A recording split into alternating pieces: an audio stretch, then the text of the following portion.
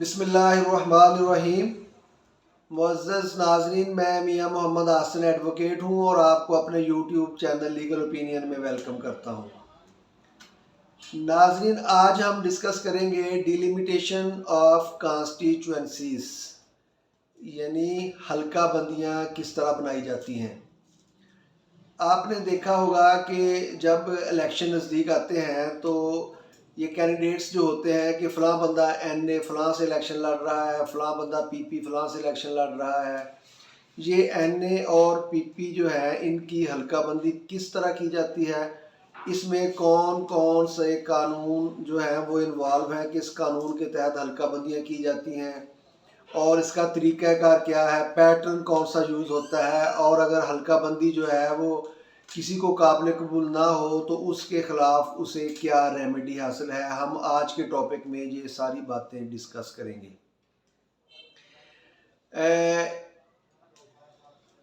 آئین پاکستان کا آرٹیکل 51 وضاحت کرتا ہے کہ جو قومی اسمبلی ہے اس کی کتنی سیٹیں جو ہیں وہ کس کس صوبے میں کتنی سیٹیں ان کا تعین کیا گیا ہے۔ تو آرٹیکل 51 آئین پاکستان کے مطابق قومی اسمبلی کی ٹوٹل 336 سیٹیں ہوں گی، جن میں 266 جنرل سیٹس ہیں، 60 ویمن کی سیٹ ہیں اور منارٹیز کی 10 سیٹس ہیں، اور اس طرح ٹوٹل ملا کے یہ 336 بنتی ہیں۔ جبکہ پنجاب میں ٹوٹل 173 یعنی 173 سیٹس ہیں، جن میں سے 141 یعنی 141 جنرل سیٹ ہیں، جبکہ 32 ویمن سیٹس ہیں۔ تو اس میں ان سیٹوں کو مد نظر رکھتے ہوئے ان کا ایک کوٹا بنایا جاتا ہے، جو کہ رول 8 الیکشن رولز 2017 کے رول 8 کے مطابق پنجاب کی ٹوٹل جتنی آبادی ہوگی اس کو جو اس کی جنرل سیٹس ہیں ان کے اوپر ڈیوائیڈ کیا جائے گا۔ جب بھی کوئی نیا سینسس ہوتا ہے، یعنی جب سینسس کمپلیٹ ہوتا ہے، مردم شماری مکمل ہوتی ہے، تو ہر نئی مردم شماری کے بعد سیٹوں کا تعین قانون کی روح سے نئے سرے سے کیا جاتا ہے۔ اور جو 7th سینسس کمپلیٹ ہوا ہے 2023 میں، اس سینسس کے مکمل ہونے کے بعد جب وہ سینسس مکمل ہوا تو اس سینسس کے مطابق یہ بات کلیئر ہوئی کہ پنجاب کی ٹوٹل آبادی جو ہے وہ 12,76,88,922 ہے، یعنی پنجاب ان افراد پر مشتمل ہے، یہ ان کی پاپولیشن ہے۔ اور اس میں جو سیٹوں کے کوٹے کا تعین کیا گیا ہے، اس میں پنجاب کی ٹوٹل آبادی کو اس کی جو جنرل سیٹس ہیں ان کے اوپر ڈیوائیڈ کیا جاتا ہے، اور اسی طرح دوسرے صوبے جو ہیں، خواہ وہ کے پی کے ہو، بلوچستان ہو یا سندھ ہو، ان کی بھی جو ٹوٹل آبادی ہوتی ہے اس آبادی کو ان کی جو جنرل سیٹس ہیں ان پر ڈیوائیڈ کیا جاتا ہے، اور ڈیوائیڈ کرنے کے بعد جتنی سیٹیں نکلتی ہیں وہ سیٹیں جو ہیں جتنی وہ مقدار نکلتی ہے پاپولیشن کی، وہ جو ہے وہ کوٹا بنایا جاتا ہے۔ مثلاً پنجاب میں 12,76,88,922 پاپولیشن ہے، جبکہ پنجاب کی جو ٹوٹل سیٹس ہیں این اے کی، نیشنل اسمبلی کی جنرل سیٹس ہیں 141 تو اس آبادی کو 141 پہ تقسیم کرنے سے تو جو کوٹا بنتا ہے وہ ہے 9,05,595، یعنی ہر این اے کا کوٹا جو ہے وہ اس کا تعین کیا گیا ہے، وہ ہے 9,05,595۔ اب جب کسی بھی ڈسٹرکٹ میں این اے کی سیٹوں کا تعین کیا جائے گا تو اس ڈسٹرکٹ کی جو ٹوٹل آبادی ہوگی اس کو 9,05,595 سے تقسیم کیا جائے گا، اور جتنا بنے گا اتنی سیٹیں جو ہیں وہ اس ڈسٹرکٹ کو دی جائے گی۔ فار ایگزامپل ہم کسی ایک ڈسٹرکٹ کی مثال لے لیتے ہیں اگر بالفرض ایک ڈسٹرکٹ اے ہے جس کی آبادی ہے 25,11,963، تو اس کو تقسیم کیا جائے گا 9,05,595 پہ، جو کہ کوٹا ہے. اس کو کوٹے پہ تقسیم کرنے سے تو اس کا آنسر آئے گا 2.77. تو 2.77 جو ہے وہ رول 8 کی رو سے اس میں پلس مائنس 0.5 کیا جاتا ہے، فریکشن پلس مائنس 0.5. یعنی اس کا مطلب یہ ہوا کہ جب اس کا کوٹے کے اوپر کسی ڈسٹرکٹ کی آبادی کو تقسیم کیا جائے گا تو اس میں جو آنسر آئے گا وہ ایک تو جس طرح اس کا آیا 2.77، اگر 2 تو سیٹیں بن گئیں اور 0.5 سے اگر نیچے رہ گئیں تو وہ ختم کر دی جائیں گی، ان کو سیٹوں کو کاؤنٹ نہیں، پھر 2 ہی ہوں گی. اگر 0.5 سے اوپر جائے گی تو پھر ایک سیٹ جو ہے وہ اور کاؤنٹ کر دی جائے گی. جس طرح یہ 2.77 ہے تو اس کا مطلب یہ ہے کہ 2 سیٹیں اور 0.5 سے چونکہ فریکشن جو ہے وہ اوپر چلی گئی، لہٰذا اس ڈسٹرکٹ کی سیٹیں جو ہیں وہ 3 ہوگی اور این اے جو ہے وہ 3 سیٹوں پر وہ ڈسٹرکٹ مشتمل ہوگا جس کی آبادی 25,11,963 ہے. اور یہ وضاحت کی گئی ہے الیکشن رولز 2017 کے رول 8 میں. اور اسی طرح جو پروونشل اسمبلی، یہ این اے کی بات ہے، اور جو پروونشل اسمبلی ہے پروونشل اسمبلی کی جو جنرل سیٹس ہیں وہ ہیں 297 پنجاب کی 297، اور ویمن سیٹ ہے 66. اس طرح منورٹیز کی سیٹ ہے 8 اور ٹوٹل بنتی ہیں 371. اور جب پروونشل اسمبلی کا کوٹا جو ہے اس کو تجویز کیا جائے گا، اس کا تعین کیا جائے گا، تو اس میں جو پنجاب کی ٹوٹل آبادی ہے 12,76,88,922، اس کو تقسیم کیا جائے گا 297 پہ، کیونکہ پنجاب کی جو جنرل سیٹیں ہیں ان کی تعداد 297 ہے. اور اس آبادی کو 297 پہ جب آپ تقسیم کرتے ہیں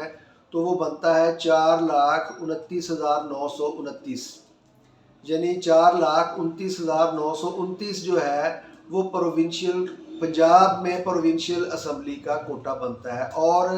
اب جب کسی ڈسٹرکٹ میں پروونشل سیٹس ہیں ان کا تعین کیا جانا ہوتا ہے تو پھر اس کا طریقہ کار یہ ہے جس طرح میں نے پہلے اگزامپل دی کہ اس میں جو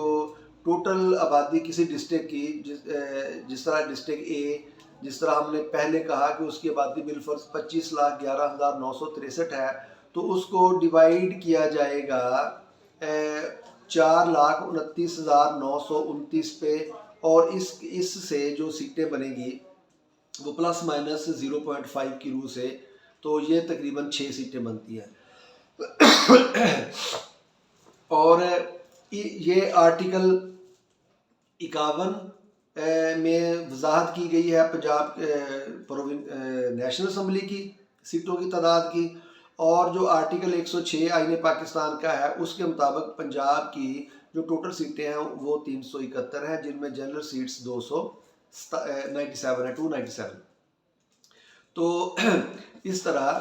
رول 8 جو ہے وہ تعین کرتا ہے کہ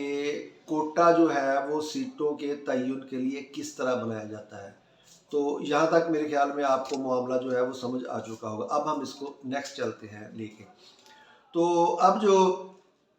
الیکشن ایکٹ 2017 ہے اس کا سیکشن 20 اور الیکشن رولز کے جو رول نمبر 10 ہے وہ اس تعین کرتا ہے پرنسپلز آف ڈیلیمیٹیشن، یعنی حلقہ بندی کے قوانین یا پرنسپلز کیا ہیں، کن معاملات کو، کن باتوں کو مد نظر رکھتے ہوئے حلقہ بندیاں کی جاتی ہیں. تو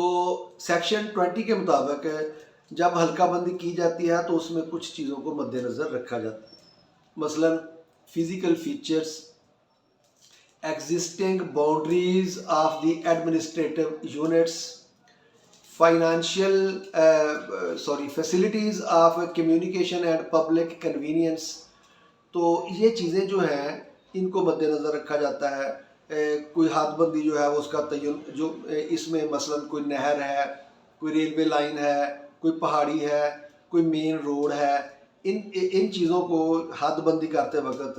اہم جو ہے وہ رکھا جاتا ہے، سمجھا جاتا ہے، اہمیت دی جاتی ہے۔ بالفرض ایک لائن ہے، اس کو وہ جو ہے وہ ڈیوائڈر اس کو بنا لیا جاتا ہے، یا روڈ کو بنا لیا جاتا ہے، کسی جو ماؤنٹین ہے، کوئی پہاڑی ہے، اس طرح کی چیزوں کو۔ اور مزید یہ کہ ان کا جو گیپ ہے، کون سا ایریا جو ہے وہ کس جو ہے وہ اس کو کس حلقے میں زیادہ فیسلٹیز آسان ہے، کنوینئنس جو ہے، پانی کے معاملات اور وہاں برادری کا جو ساری چیزیں ہیں، ان چیزوں کو اہمیت دی جاتی ہے، ان چیزوں کو مد نظر رکھا جاتا ہے۔ اور جو رول 10 ہے، رول 10 الیکشن رولز کے رول 10 کے مطابق اس بات کا تعین کیا گیا ہے کہ پٹوار سرکل جو ہے وہ بیسک یونٹ ہوگا، اور کسی بھی صورت میں خواہ وہ این اے کی حلقہ بندی ہو، پی پی کی حلقہ بندی ہو، یا پھر لوکل الیکشن کے لیے حلقہ بندی ہو، پٹوار سرکل کو کسی صورت میں توڑا نہیں جاتا۔ پٹوار سرکل سے مراد یہ ہے کہ 2 یا 3 گاؤں کو ملا کر جو ایک پٹوار سرکل بنایا جاتا ہے، ان کو آپس میں ڈیوائڈ نہیں، یونین کونسل ڈیوائڈ ہو سکتی ہے، تحصیل ڈیوائڈ ہو سکتی ہے، لیکن پٹوار سرکل جو ہے اس کو ڈیوائڈ نہیں کیا جاتا۔ پورا پٹوار سرکل یا اس حلقے میں ہوگا، یا پھر پورے کا پورا پٹوار سرکل جو ہے وہ 3 دیہاتوں پر مشتمل ہو، 4 پر ہو، 2 پر ہو، وہ پورے کا پورا پٹوار سرکل جو ہے اس کو درمیان سے ڈیوائڈ نہیں کیا جاتا۔ پٹوار سرکل جو ہے وہ بیسک یونٹ ہے۔ اور جب حلقہ بندی کی جاتی ہے، اس کا طریقہ کار کی بھی میں وضاحت کر دوں۔ اسی رول 10 کی روح سے جو حلقہ بندی ہوتی ہے وہ کسی حلقے کو اس سے سٹارٹ کیا جاتا ہے، سٹارٹ فرام نارتھرن اینڈ، یعنی نقشے میں جو نارتھرن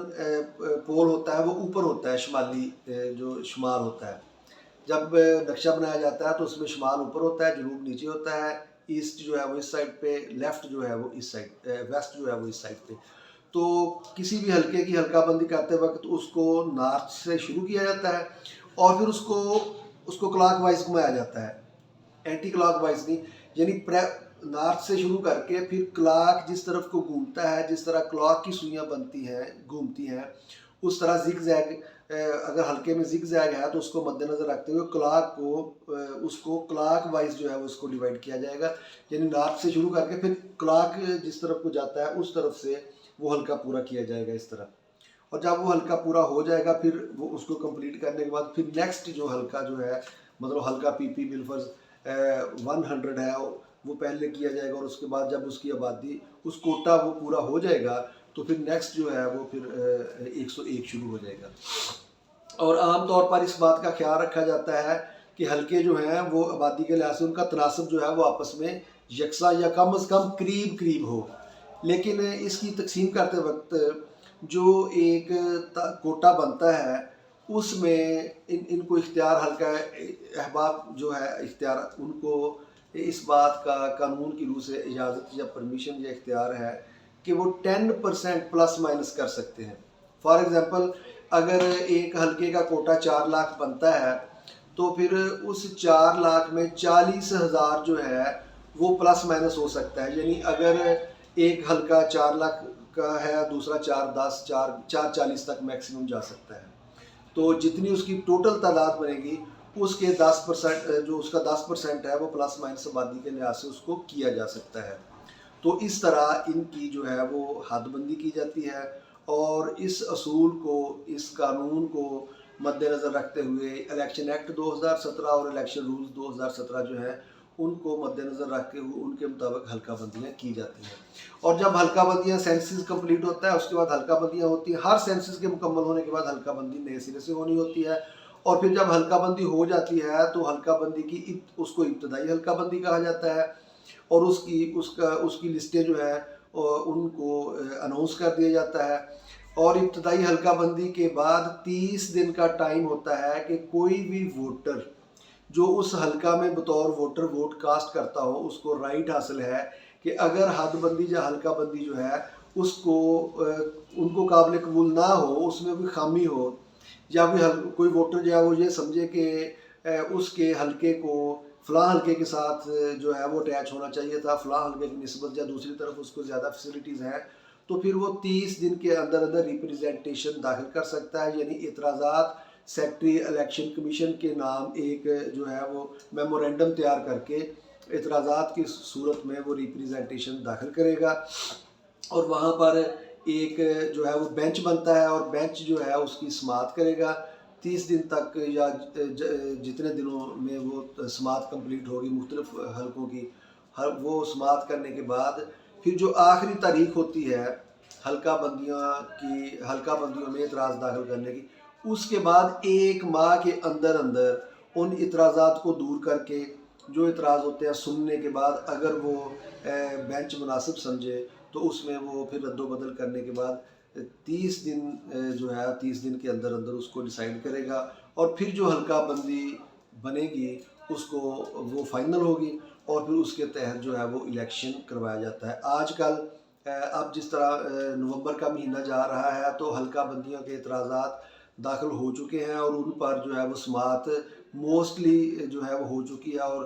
چیدہ ابھی بھی سنا ہے کہ ہو رہی ہے، اور یہ ہونے کے بعد اب جب جو حلقہ بندی جو ہے وہ جب سماعت کمپلیٹ ہوگی تو اس کے بعد جو لسٹیں لگیں گی وہ فائنل ہوگی، اور اس کے تحت جو ہے وہ الیکشن کروایا جائے گا۔ تو یہ میرا آج کا ٹاپک تھا، ڈیلیمیٹیشن آف کانسٹیچوئنسیز۔ اس کی بابت اگر کسی کے ذہن میں کوئی سوال ہو تو آپ نیچے دیے گئے کمنٹ سیکشن میں سوال بھیج کر اس کا جواب لے سکتے ہیں، اور میرے واٹس ایپ نمبر پر بھی اس کو ڈسکس کیا جا سکتا ہے۔ آپ کے فیڈ بیک کا انتظار رہے گا۔ اللہ تعالیٰ میرا اور آپ کا حامی و ناصر ہو۔ السلام۔